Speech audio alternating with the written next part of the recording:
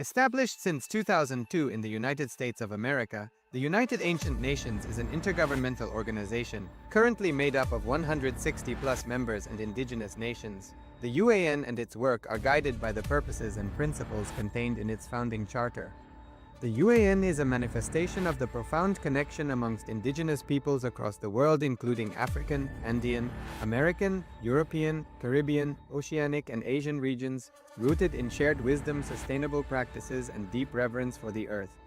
The United Ancient Nations serves as an international cultural and diplomatic organization focused on uniting indigenous cultures globally. Our governance structure is council-based without territorial claims, led by a collective leadership through our General Secretariat. As a non-state entity with UN-style advocacy, we focus on several key areas: cultural and digital heritage preservation, indigenous diplomacy, revival of indigenous knowledge systems to solve humanity's problems, global peace, environmental preservation, health and wellness, sustained economic development, indigenous and cultural tourism. While the UAN represents numerous indigenous cultures, the United States of Kalasa serves as the first indigenous nation specifically for Hindus. Kalasa's mission is focused on the revival of the ancient. Today, a few devotees are offering the Pratyaksha Pada Puja at the Divine Lotus feet of the Supreme Pontiff of Hinduism, Bhagavan Nithyananda Paramashivamam. Before we begin the Pratyaksha Pada Puja today, we request all the Pada Puja participants to declare the following statements with integrity and authenticity. If you agree, please say yes loudly. I authentically cognize, which is internally process, understand, and declare the truth that cosmic energy exists. Yes, I authentically cognize, which is internally process, understand, and declare the truth that the Supreme Pontiff of Hinduism, Bhagavan Nithyananda Paramashivamam, is the Chinmaya Vigraha, the embodiment and representation of that very cosmic energy. Yes, I authentically cognize, which is internally process, understand, and declare the truth that whatever I offer in the Pratyaksha Pada Puja at the Divine Lotus feet of the Supreme Pontiff of Hinduism, Bhagavan Nithyananda Paramashivamam, will reach the cosmic source of energy directly. Yes, I authentically cognize, which is internally process, understand, and declare the truth of Sohamasmi, that even when I worship, I am Him. Yes. Let us now enter the Pratyaksha Pada Puja. Now, please be seated in a space of deep restful awareness and gratitude in your Ananda Gandha. We'll begin with the Sadguru Vandanam. Please take some flowers in your hands and offer the flowers at His Divine Holiness Swamiji's feet at the end of the mantra. नित्यानन्दं परमसुखदं केवलं ज्ञानमूर्तिं द्वन्द्वातीतं गगनसदृशं तत्त्वमस्यादिलक्ष्यम् एकं नित्यं विमलमचलं सर्वधी साक्षिभूतम् भावातीतं त्रिगुणरहितम् सद्गुरुं तं नमामि। नित्यानन्देश्वर परमशिवसमारम्भां नित्यानन्देश्वरी परमशिवशक्तिमध्यमां नित्यानन्दपर्यन्तां वन्दे गुरुपरम्परां।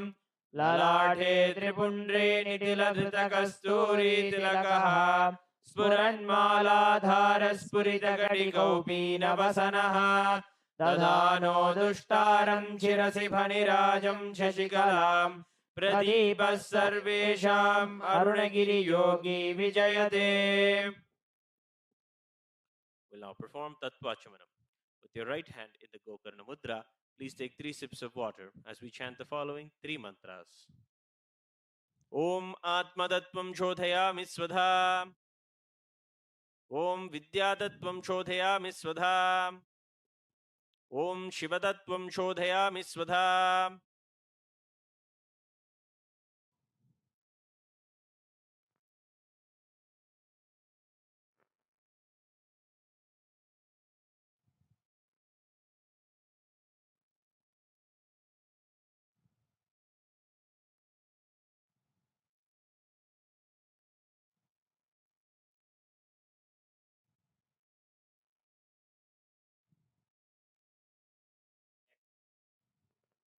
Klambaradharam. Please take some akshata in your hands. Keep your hands in the mushti mudra. Tap the sides of your forehead 5 times with your knuckles as we chant the following mantra.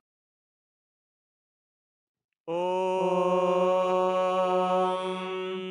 Shuklambaradharam Vishnum Shashivarnam Chaturbhujam Prasannabadanam Dhyayet Sarva Vignopashantaye. We'll now do the pranayama, that is, the regulation of breathing. Inhale through your left nostril. Close both your nostrils with your ring finger and thumb of your right hand respectively and hold your breath. Then, closing your left nostril, exhale through the right nostril. As we do these 3 steps of pranayama, we will be chanting the Samhita mantras. Om Hom Ishanamurdaya Namah, Om Him Tatpurushavaktaya Namah, Om Hum Mogurdaya Namah, Om Him Vamadevokhyaya Namah, Om Ham Sajjavadamurtaya Namah, Om Ham Hridaya Namah, Om Him Shirsaya Namah, Om Hum Shikaya Namah, Om Hem Kavachaya Namah, Om Hom Netrebhyo Namah, Om Hastraya Namah, Om Hom Ishanamurdaya Namah, Om Him Tatpurushavaktaya Namah, Om Hum Mogurdaya Namah, Om Him Vamadevokhyaya Namah, Om Ham Sajjavadamurtaya Namah, Mam Hridaya Namah, Om Him Shirsaya Namah, Om Hum Shikaya Namah, Om Hem Kavachaya Namah, Om Hom Netrebhyo Namah, Om Hastraya Namah.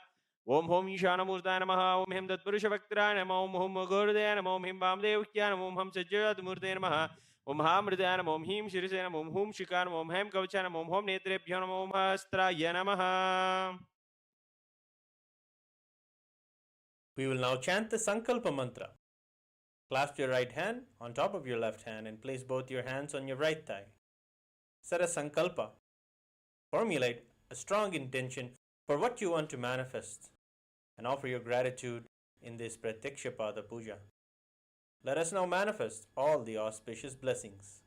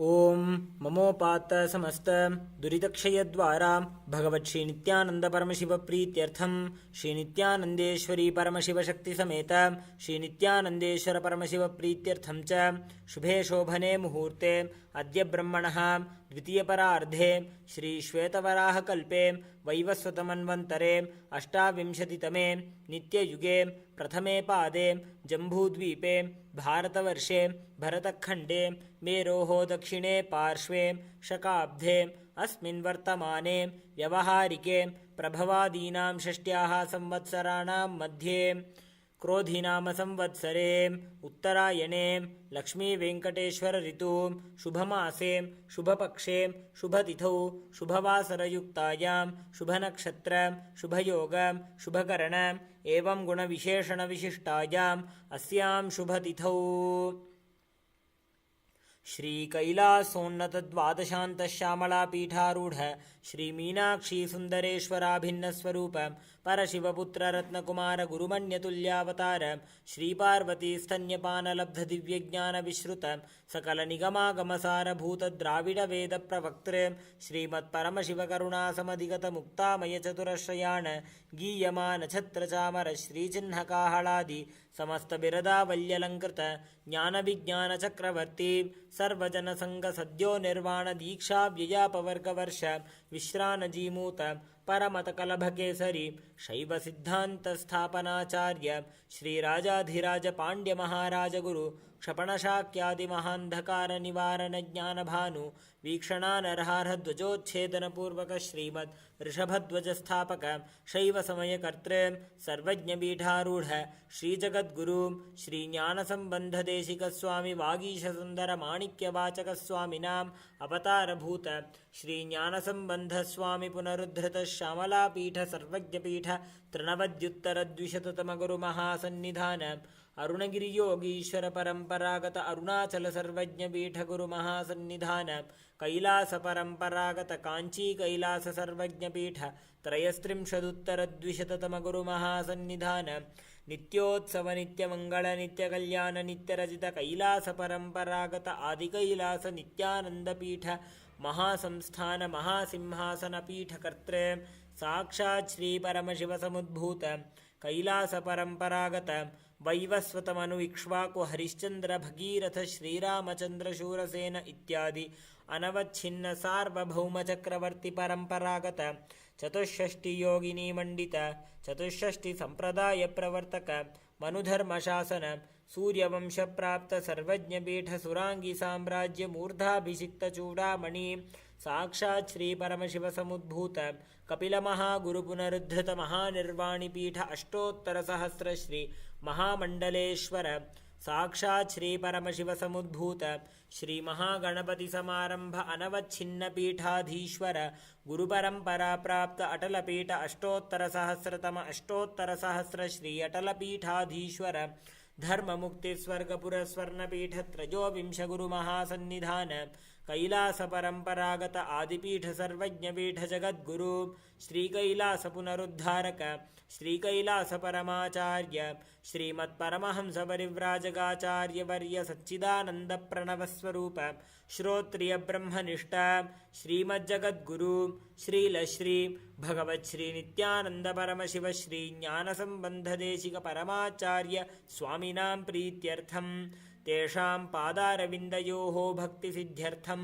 गुरुकृपाकटाक्षसिद्ध्यर्थं क्षेमस्थैर्यवीर्यविजय आयुरारोग्य ऐश्वर्याणाम् अभिवृद्ध्यर्थं धर्मार्थकाममोक्षचतुर्विधफलपुरुषार्थसिद्ध्यर्थं समस्तदुरितोपशान्त्यर्थं समस्तमङ्गल अवाप्त्यर्थं भगवत् श्रीनित्यानन्दपरमशिवप्रसादेन सकुटुम्बस्य ज्ञानवैराग्यजीवन्मुक्तिप्राप्त्यर्थं श्री नित्यानंदेश्वरी परमशिव शक्ति समेत श्री नित्यानंदेश्वर परमशिव अवतारभूत श्री सर्वदेव देवी स्वरूप भगवत् श्री नित्यानंद परमशिव प्रत्यक्ष पाद पूजां करिष्ये।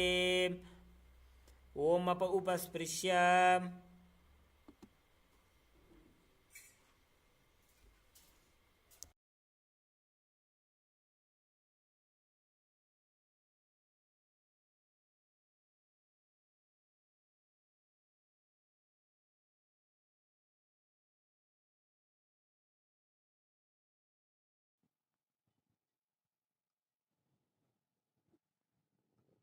The next is the Gantana. Please take the bell in your left hand and ring it loudly above your heart level as we chant the following mantra. Om आगमार्थन्तु देवानां गमनार्थन्तु राक्षसां घण्टानादं करोम्यादौ देवताह्वानलाञ्छनं घण्टादेवताभ्यो नमः। The next offering is the Manasa Puja, the internal worship. The meaning of the mantra is as follows. What seed can I offer to the Master except my very heart? I offer the gratitude flowing as nectar to wash his feet and to rinse his mouth. I offer my mind itself as the arghya, the traditional flower bouquet. To my master, who is the very cosmos, what clothing can I offer except the very space? I offer my very prana, the life energy within me, as the incense. I offer the ocean of nectar as the food offering. The principle of unstruck perennial sound is to be offered as the bell, the air as the chamara, the sahasrara as the umbrella, the principle of sound as the music, the actions of the senses, and also the vagaries of the mind are offered as a dance. All of the 7 chakras along the Shushumna Nadi are to be offered as a beautiful flower garland. The different kinds of flowers with which the Guru should be worshipped are guilelessness, freedom from the ego, freedom from suffering when your desires are not fulfilled, freedom from arrogance, freedom from ignorance, freedom from deceit, freedom from hatred, freedom from agitation, freedom from jealousy and greed, and the Guru should also be worshipped with the flowers of non-violence, mastery over the senses, compassion, forgiveness, and enlightenment. Now please take some flowers in your hands and hold your hands in the Kurma Mudra. Offer the flowers at His Divine Holiness Swamiji's feet at the end of the mantra. Om हृत्पद्ममासनं दद्यात् सहस्रारच्युतामृतैः पाद्यं चरणयोर्दद्यात् मनस्तु अर्घ्यं निवेदयेत् तेनामृतेन आचमनीयं स्नानीयं तेन च स्मृतम् आकाशतत्त्वं वस्त्रं स्यात् गन्धः स्यात् गन्धतत्त्वकम् चित्तं प्रकल्पयेत् पुष्पं धूपं प्राणान् प्रकल्पयेत् तेजस्तत्त्वं च दीपार्थं नैवेद्यं स्यात् सुधाम्बुधिः अनाहतध्वनिर्घण्टा वायुतत्त्वं च चामरं सहस्रारं भवेत् छत्रं शब्दतत्त्वं च गीतकम् नृत्यमिन्द्रियकर्माणि चाञ्चल्यं मनसस्तथा सुमेखलां पद्ममालां पुष्पं नानाविधं तथा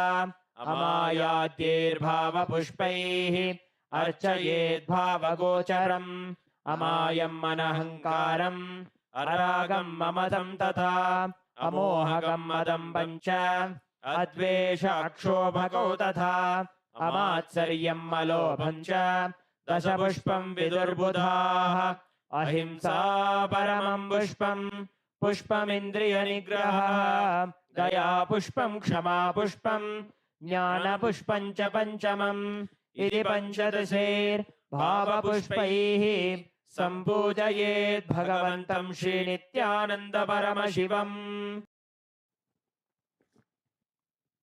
We'll now begin the Pachar Puja, the external worship. The first offering is Asanam, the offering of the seat. The meaning of the mantra is as follows. O the one who resides in all the beings, the one who is the very soul of all beings, I offer this seat to you. I surrender, I surrender. Now please take some flowers in the Asanam in your hands and offer them at His Divine Holiness Swamiji's feet at the end of the mantra.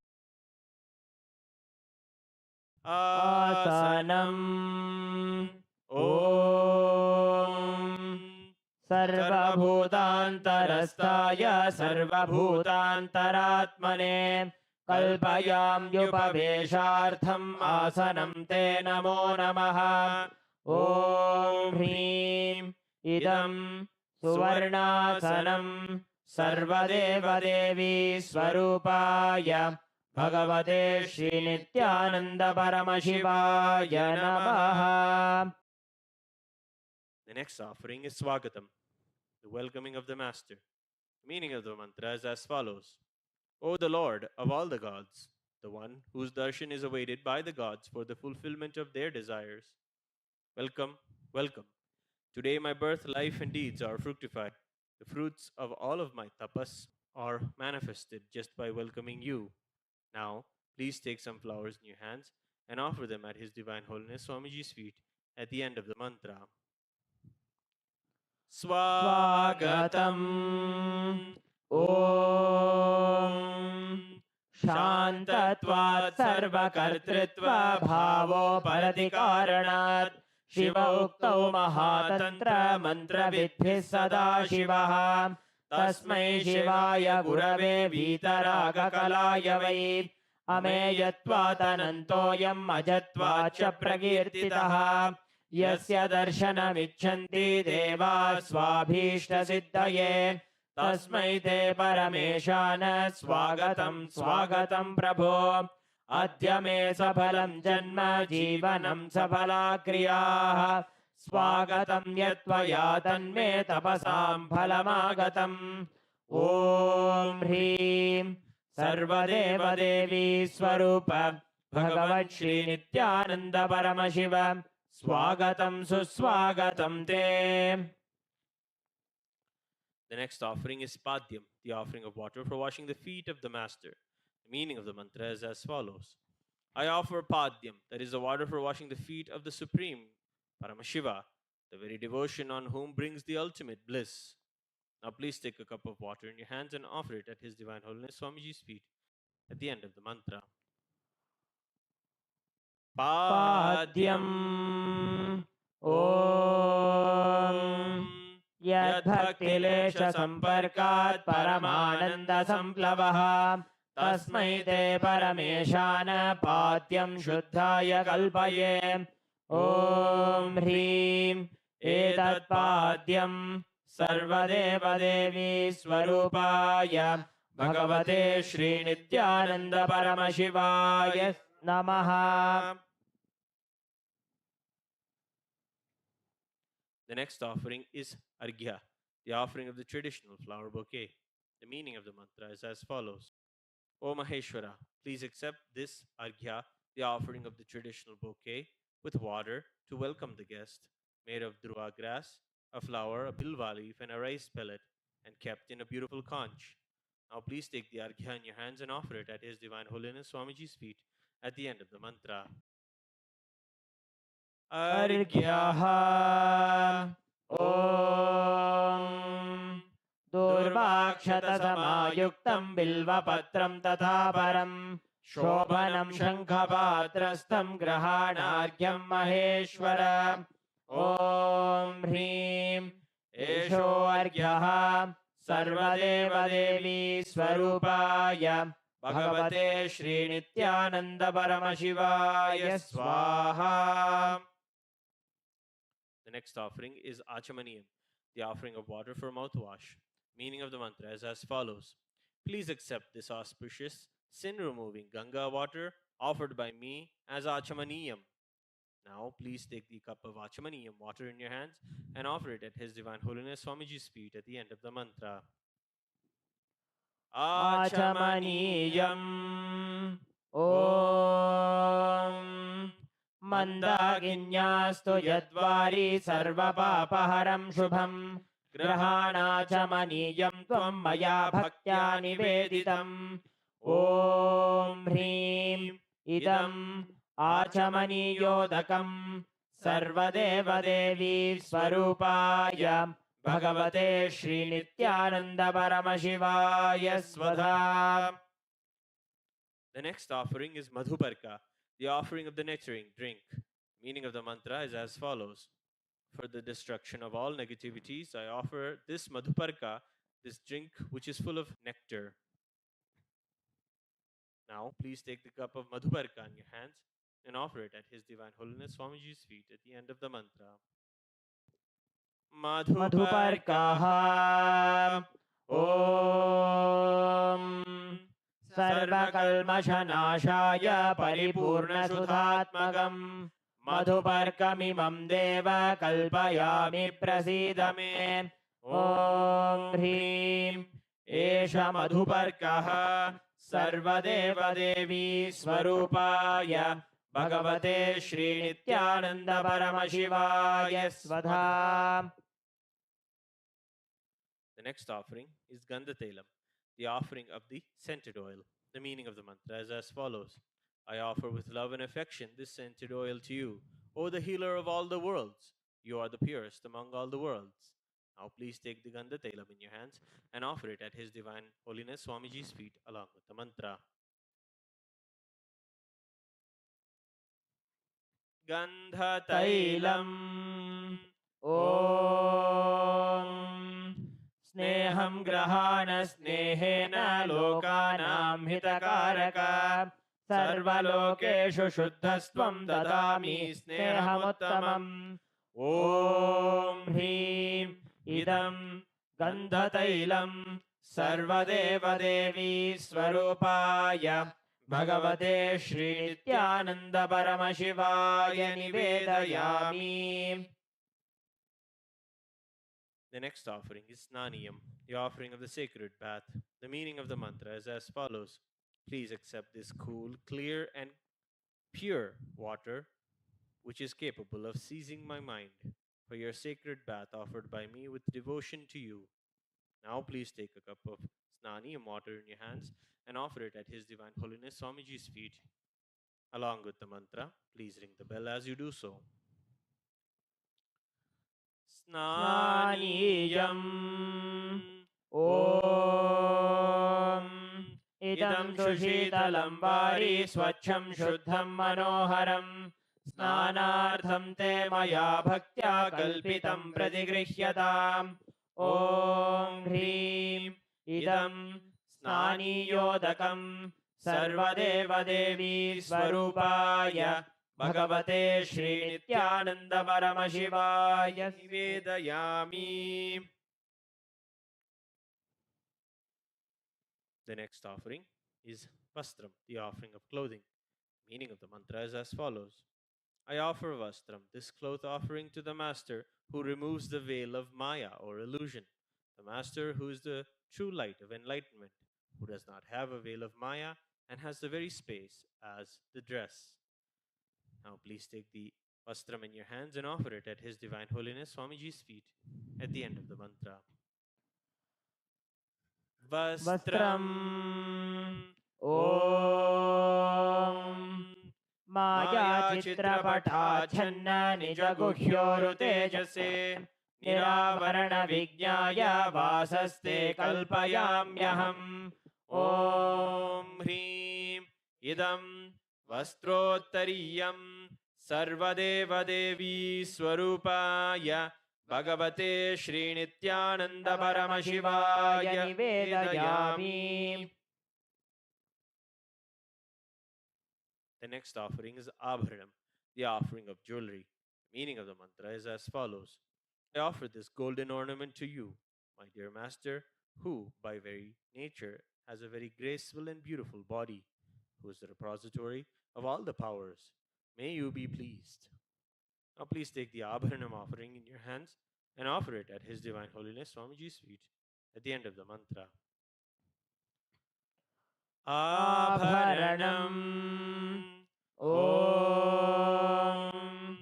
स्वभावसुन्दराङ्गाय नानाशक्त्याश्रयायते सुवर्णं भूषणं तुभ्यं कल्पयामि प्रसीद मे ॐ ह्रीं इदं सुवर्णाभरणं सर्वदेवदेवी स्वरूपाय भगवते श्रीनित्यानन्दपरमशिवाय निवेदयामि. The next offering is Gandha, the offering of the sandalwood paste. Meaning of the mantra is as follows. I neither know what your body is, nor do I know what your actions are. Please accept and smear this sandalwood paste offered by me. Now please take the Gandha in your hands and offer it at His Divine Holiness Swamiji's feet along with the mantra.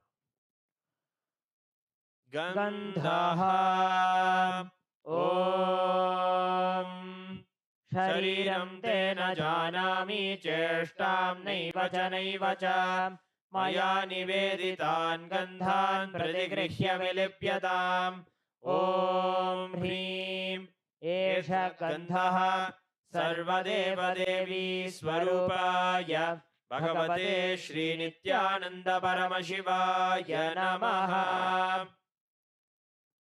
The next offering is Pushpam, the offering of flowers. The meaning of the mantra is as follows. Please accept these blissfully fragrant, different kinds of flowers which are taken from the forest of Turiya, that is the ultimate space of restful awareness. Now, please take the flowers smeared with sandalwood paste in your hands and offer them at His Divine Holiness Swamiji's feet at the end of the mantra.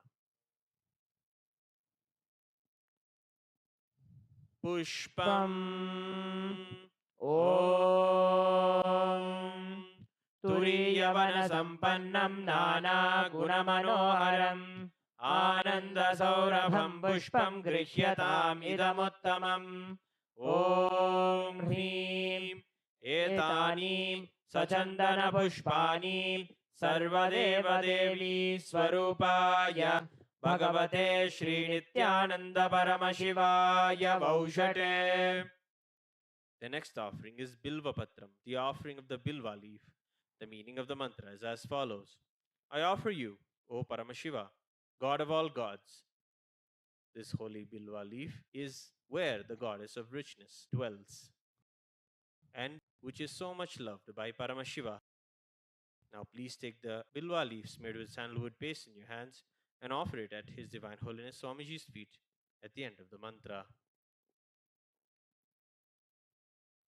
Bilvapatram Om Amritodbhavam Shrivriksham Shankarasya Sada Priyam Bilvapatram Prayachami Pavitram Te Sureshwara Om Hrim Etani Sachandana Bilvapatrani Sarvadeva Devi Swarupaya Bhagavate Shri Nityananda Paramashivaya Vaushate. The next offering is Tulasi Patram, the offering of the Tulasi leaf. The meaning of the mantra is as follows. Let this offering of the Tulasi leaf be unto the Supreme Soul, who has unlimited forms and who is the bestower of all the boons. Tulasi Patram Om Namaste Bahurupaya Varadamurtaye Paramatmane Swaha Om Hrim Idam Sachandana Tulasi Patram Sarvadeva Devi Swarupaya Bhagavate Shri Nityananda Paramashivaya Namaha. The next offering is Dhupa, the offering of the lit incense.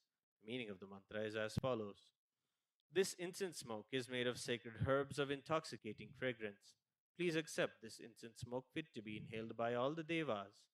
Now, please take the lit incense in your hands and slowly wave towards Swamiji along with the mantra. Please ring the bell as you do so.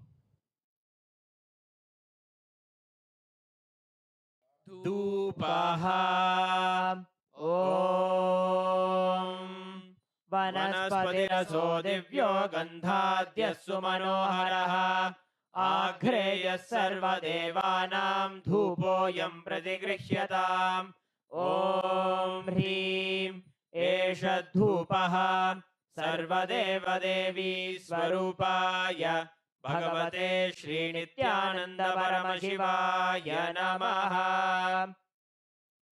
The next offering is Deepa, the offering of the lit lamp. The meaning of the mantra is as follows. Please accept this light of inner and outer worlds, which is very bright and removes the darkness from everywhere. Now please take the lit lamp in your hands and slowly wave towards Swamiji along with the mantra, and please ring the bell as you do so. Deepaha Om Suprakasho Mahadeepaha Sarvadastimirapaha Sabhahyabhyantarajyotirdeepoyam pratigrihyataam Om Hrim Esha Deepaha Sarvadeva Devi Swarupaya Bhagavate Shri Nityananda Paramashivaya Namaha. The next offering is Naivedyam, the offering of food. Meaning of the mantra is as follows. These different kinds of food offerings are prepared by me from sweetener and other ingredients. Please accept this food offering prepared by me with devotion. Now take the Uddharani of water in your hands and hover it around the Naivedyam 3 times. Offer the water at His Divine Holiness Swamiji's feet along with the mantra. Please ring the bell as you do so. Naivedyam Om Naivedyam Vividham Deva Sharkara Divinirmitam मया निवेदितं भक्त्या ग्रहाण परमेश्वर ॐ ह्रीं इदं सोपकरणनैवेद्यं सर्वदेवदेवी स्वरूपाय भगवते श्रीनित्यानन्दपरमशिवाय निवेदयामि. The next offering is Paniyam, the offering of water for drinking. The meaning of the mantra is as follows. O Paramashiva, the Lord of all the gods, the one who bestows deep fulfillment within us, please accept this water full of infinite bliss. Now please take the Paniyam water in your hands and offer it at His Divine Holiness Swamiji's feet, along with the mantra. Paniyam. ॐ समस्तदेवदेवेश सर्वतृप्तिकरं परम् अखण्डानन्दसम्पूर्णं ग्रहाणजलमुत्तमम् ॐ ह्रीं इदं पानार्थोदकं सर्वदेवदेवी स्वरूपाय भगवते श्रीनित्यानन्दपरमशिवाय नमः. The next offering is Punarachamaniyam, the offering of water for washing the hands and the mouth. The meaning of the mantra is as follows. I offer this water for washing the hands and the mouth to you, whose mere remembrance purifies everybody. Now please take the cup of Punarachamaniyam water in your hands and offer it at His Divine Holiness Swamiji's feet at the end of the mantra. पुनराचमनीयम् ॐ उच्छिष्टमप्यशुचिर्वा यस्य स्मरणमात्रतः शुद्धिमाप्नोति तस्मै ते पुनराचमनीयकम् ॐ ह्रीं इदं पुनराचमनीयोदकं सर्वदेवदेवी स्वरूपाय भगवते श्रीनित्यानन्दपरमशिवाय स्वाहा. The next offering is Aratrikam, the offering of Arati to the Master. The meaning of the mantra is as follows. I offer my pranams, that is the worship and salutations, to the one who is as pure as camphor, the one who has incarnated because of intense compassion, the one who is the very essence of life, the one who has the king of serpents as his ornament, the one who lives eternally in the lotus of the heart, and the one who has both the Shiva energy, that is the cosmic masculine energy, and the Devi energy, that is the cosmic feminine energy, at its peak. I offer my pranams to you. Now please take the lit arati lamp in your hands and slowly wave it towards Swamiji along with the mantra, and please ring the bell as you do so. Aratrikam. ॐ ह्रीं एषा दीपमाला सर्वदेवदेवी स्वरूपाय भगवते श्रीनित्यानन्दपरमशिवाय नमः. ॐ साङ्ग्रहण्येष्ट्यायजते इमां जनतागुं सङ्गृह्णानीति द्वादशारत्नीरचना भवति द्वादशमासा संवत्सरः संवत्सरमेवावरुन्धे मौञ्जी भवति ऊर्ग्वै मुञ्जाः ऊर्जमेवावरुन्धे चित्रा नक्षत्रं भवति चित्रं वा एतत्कर्म कर्पूरगौरं करुणावतारं संसारसारं भुजगेन्द्रहारं सदा वसन्तं हृदयारविन्दे भवं भवानी सहितं नमामि भवं भवानी सहितं नमामि भवं भवानी सहितं नमामि. आरात्रिकं समर्पयामि भगवच्छ्रीनित्यानन्दपरमशिवचरणकमलेभ्यो नमः. The next offering is Pushpanjali, the offering of fragrant flowers. Meaning of the mantra is as follows. Guru is the Brahma, who is the source of creation of the universe. Vishnu, who is the source of sustenance of the universe. And Shiva, who is the source of rejuvenation of the universe. Guru is all the three put together in a single form. I surrender to that Guru. I surrender to the Guru who is omnipresent and who also has given me a glimpse of his experience. I surrender to the Guru who has, with the brush of wisdom, opened my eyes blinded by ignorance. I surrender to the Guru who, by giving the knowledge about the self, has burnt my karmic baggage of so many births. I surrender to the Guru who is the Lord of the cosmos, who is the Guru of the cosmos. My soul is the same soul which is in all the beings. I surrender to Dakshinamurti, the primal Guru, who manifests himself differently in the form of Ishvara Guru, Atman, or the Self. Now please take some flowers in your hands. Hold your hands in the Atmanjali Mudra. Offer the flowers at His Divine Holiness Swamiji's feet at the end of the mantra.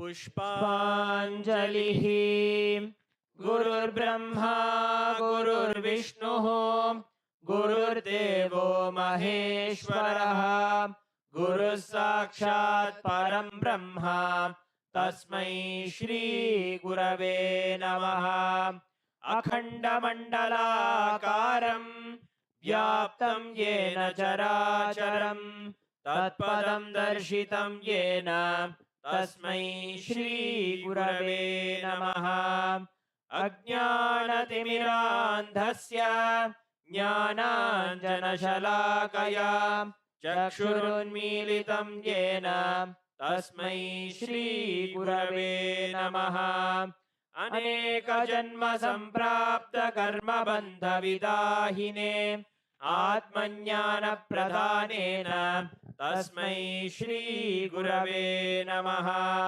मन्नाथ श्रीजगन्नाथो मद्गुरुः श्रीजगद्गुरुः ममात्मा सर्वभूतात्मा तस्मै श्रीगुरवे नमः ईश्वरो गुरुरात्मेति मूर्तिभेदविभागिने व्योमवद्व्याप्तदेहाय दक्षिणामूर्तये नमः नित्यानन्दं परमसुखदं केवलं ज्ञानमूर्तिं द्वन्द्वातीतं गगनसदृशं तत्त्वमस्यादिलक्ष्यम् एकं नित्यं विमलमचलं सर्वधी साक्षिभूतं भावातीतं त्रिगुणरहितं सद्गुरुं तं नमामि पुष्पाञ्जलिं समर्पयामि भगवत् श्री नित्यानंद परमशिव चरणकमलेभ्यो नमः ॐ नित्यानन्दम्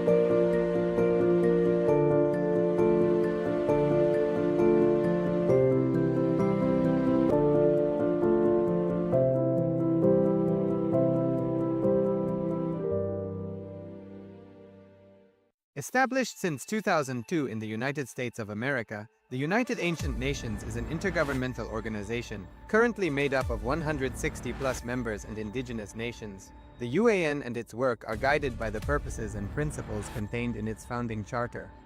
The UAN is a manifestation of the profound connection amongst indigenous peoples across the world, including African, Andean, American, European, Caribbean, Oceanic, and Asian regions, rooted in shared wisdom, sustainable practices, and deep reverence for the earth.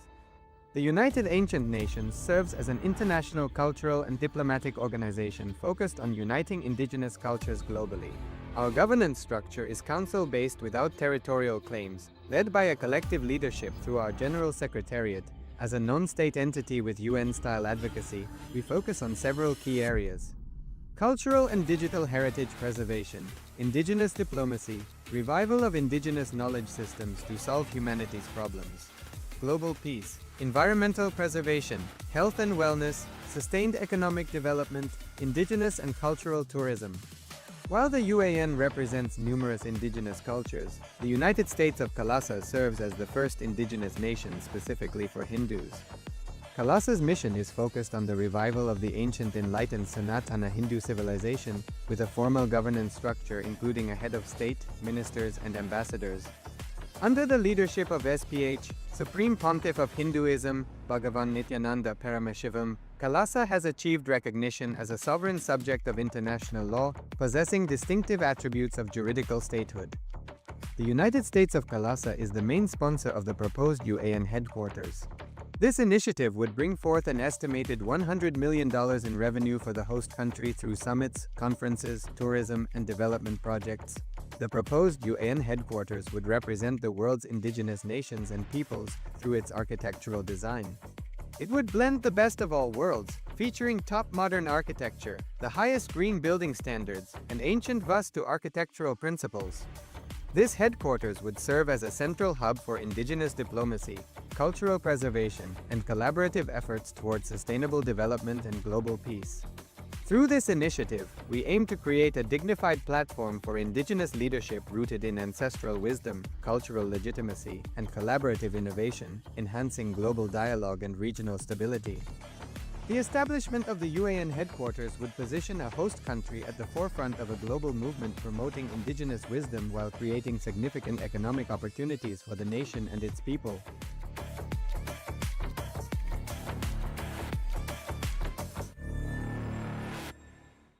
Around 5,000 years ago, at the end of Mahabharat War, the ancient enlightened Hindu civilization consisted of 10,000 Hindu traditions, or sampradayas, that existed in 56 Hindu nations, 200 Hindu kingdoms, 1,700 Hindu provinces that covered more than 6 million kilometers square of Asia. The Supreme Pontiff of Hinduism, SPH, Bhagavan Sri Nityananda Paramashivam, is the reviver of Kailasa, this ancient, enlightened Hindu civilizational nation. Kailasa is an unbroken cultural, religious, historical, civilizational, and sovereign continuation and revival of multiple of these historical Hindu sovereign states and Hindu ecclesiastical entities. The unbroken continuity of these ancient Hindu nations through Kailasa results in the legal recognition of Kailasa as per the international customary law, particularly the doctrine of continuity. The international law, the doctrine of continuity, implies that upheavals and revolutions within a country, changes in government, territorial adjustments, measures taken during military occupation, or other internal transformations do not negate the existence of the country, do not affect the legal personality and international obligations of the country or state. The Vienna Convention on Succession of States in respect of treaties, 1978, addresses these principles of the doctrine of continuity as it outlines international law during situation of state succession or continuation. International law recognizes a state's legal personality by recognizing its identity. This perspective extends even during the period when the given state or country is annexed or occupied by a foreign power. Even in such cases, the legal personality of the state is considered to persist, enabling its subsequent re-establishment. Historical examples dating back to the 18th century include cases like Portugal and Genoa that were re-established after the Vienna Congress of 1815. More recent examples include countries such as Poland, Ethiopia, Czechoslovakia, Albania, and Austria that were re-established after World War II. Even when a nation is deprived of its territory, the nation continues to exist. Its sovereignty and international legal personality continues to persist. The Dalai Lama, as the spiritual and temporal leader of Tibet, exemplifies this principle. In 1959, the Dalai Lama was exiled and forced to flee. Despite the challenges faced, the Dalai Lama continues to advocate for the preservation of Tibetan culture and garners worldwide support for Tibetan autonomy on the global stage. Similarly, from 1309 to 1376, the Pope of Catholicism had been in exile in Avignon. Despite this, he was recognized as the head of state as well as head of the church and given full privileges of the position after their return to Rome. Even in 1861, much of the papal territories had been lost, leaving the Pope with no sovereign territory other than the papal residence and related buildings. Yet his temporal powers were still acknowledged. He was recognized as a head of state, and later, the Lateran Treaty of 1929 formally re-established papal sovereignty over the Vatican City. The Sovereign Order of Malta further exemplifies this principle, retaining international recognition as a sovereign entity despite the permanent loss of their territory upon Napoleon's invasion in June 1798. Despite such permanent loss of territory, the sovereignty and the international legal personality of the Sovereign Order of Malta continue to persist. Much later in 1894, the order settled in Rome and acquired two properties, the Magistral Palace and the Magistral Villa that received extraterritorial status. Today, the order maintains diplomatic relations with 112 countries, issues its own diplomatic passports, currency, stamps, and vehicle registration plates, and has been granted observer status in the United Nations. All these examples of state re-establishment illustrate the principle of continuity of states, as per international law, that a state's legal personality persists over time. A nation continues to exist even after a complete loss of territory. A far more striking example is of the oceanic countries, which are under the threat of their entire nation being drowned and submerged due to rising sea levels owing to global warming. In response to such existential threat of climate change, Pacific Island nations, including Tuvalu, have enacted constitutional amendments and made international declarations affirming that their nation and their sovereign rights will continue to persist, despite their entire territory being lost to the sea.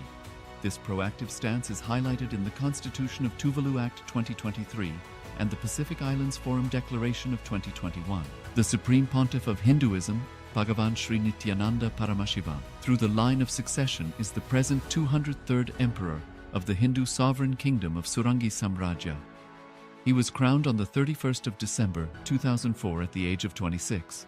Thus, by very same principles of the doctrine of continuity, through which the international legal personality of Portugal, Genoa, Poland, Ethiopia, Czechoslovakia, Albania, Austria, Vatican, Tibet, Sovereign Order of Malta, and several other nations has been recognized despite having undergone a period of exile, annexation, occupation by a foreign power, or despite loss of territory.